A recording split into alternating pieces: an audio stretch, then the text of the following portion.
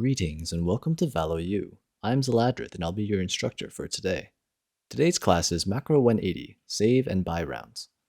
Because of the persistent economy, how money is saved between rounds, there's not necessarily an equal chance for either team to win a given round. Let's assume for simplicity that spending more money increases the chances that you win the round. If both teams buy the same loadout, then there will be a 50% chance that either team will win. To maximize the number of rounds you win, you basically want to spend as much money as you can on the rounds you have at least a 50% chance of winning, and save your money on rounds you will likely lose, similar to poker in how you might raise the bet on a good hand, but fold on a bad one.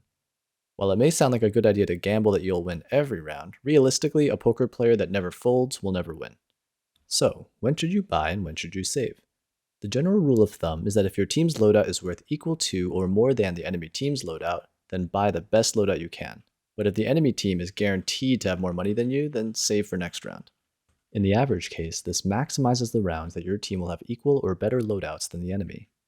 For example, in this clip, Omen, Phoenix, and Skye can have full armor and rifle this round.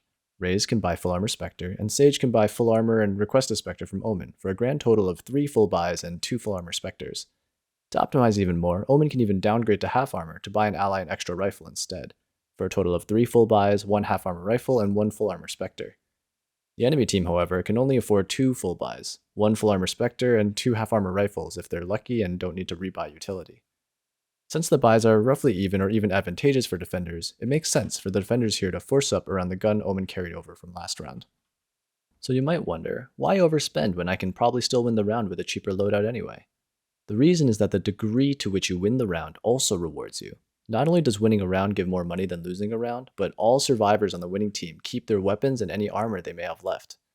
All players killed in a round only carry over their unused utility.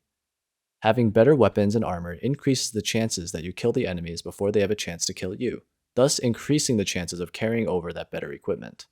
So, always buy the best loadout money can buy when your team has enough cash to do so, which is called a full buy. This usually means full armor and a rifle, which is 3900 creds, plus buying all your utility, which can add a few hundred creds of cost on top of that.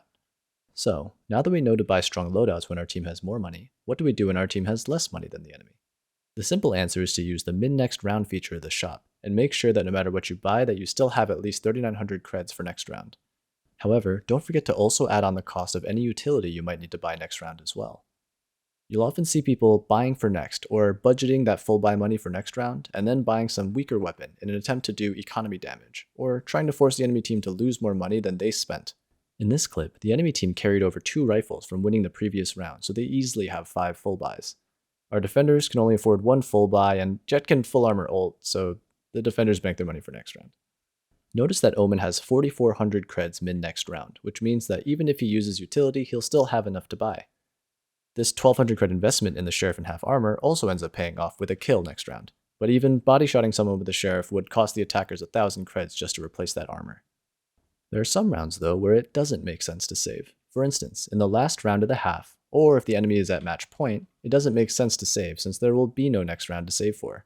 In these rounds, you force a buy or force up, which means buying the best combination of weapon, armor, and abilities you can without regard to money next round.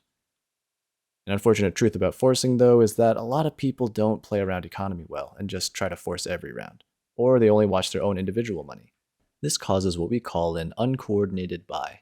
Remember that saving and buying has to be done as a team to be effective. There's no such thing as saving and buying as an individual. Imagine a scenario where half the team can full buy while the other half saves.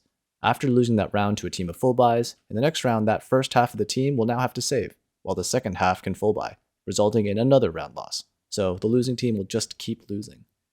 The winning team will continue to win every round, generating more money and carrying over more guns, decreasing the amount of money they need to spend. So this means that if most of your team is saving, you should save too.